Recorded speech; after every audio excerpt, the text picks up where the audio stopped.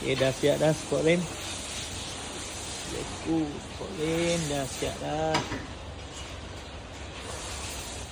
Sekarang ni kita nak pasang kat kereta dia lah.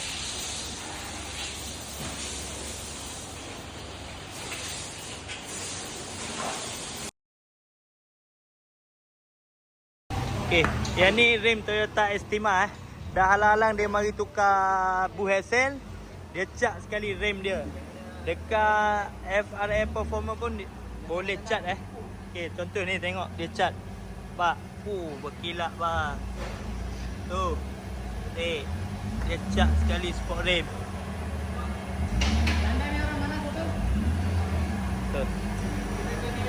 Yang mana nak cat sport rim, check sport rim bengkok pecah boleh datang Bukan tukar boost saja, bukan tukar lower arm saja.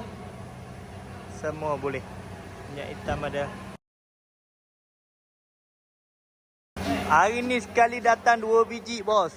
2 biji terus datang tukar SF boost Wing Impact Racing Boost. Pak. Estima, Wellfire, Alphard. Memang dah ramai dah yang datang tukar brand Wing Impact Racing Boost. Yang ni pun dia pakai Wing Impact Racing Boost juga. Wing Impact Racing Boost. Yang mana tengah mencari mana tempat boleh ganti SL Boost Yang paling famous sekarang SL Boost lah. Ramai yang mencari tempat boleh press SL Boost, boleh tukar boost lower arm, berada dekat Land Engineering. Kita nak tengok apa tu Wing Impact Racing Boost Wing Impact Racing Boost tu dia sejenis boost. Okey, dia sejenis boost. Japan quality. Lepas tu dia bukan PU Dia bukan PU.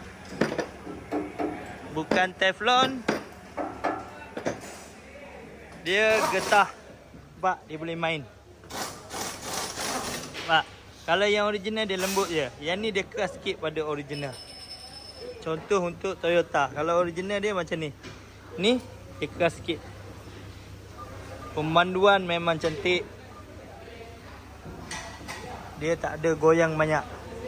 Lepas tu dan tak akan merosakkan part-part lain. Sebab dia tak keras Tak keras macam batu. Boleh share video ni yang mana nak tukar Wing Impact Racing Boost. Okay, ni semua satu. Ni pun datang tukar Wing Impact Racing Boost juga. Daripada depan sampai belakang Honda CVFD. Lepas tu Toyota Yaris. Dah buat part-part ni semua.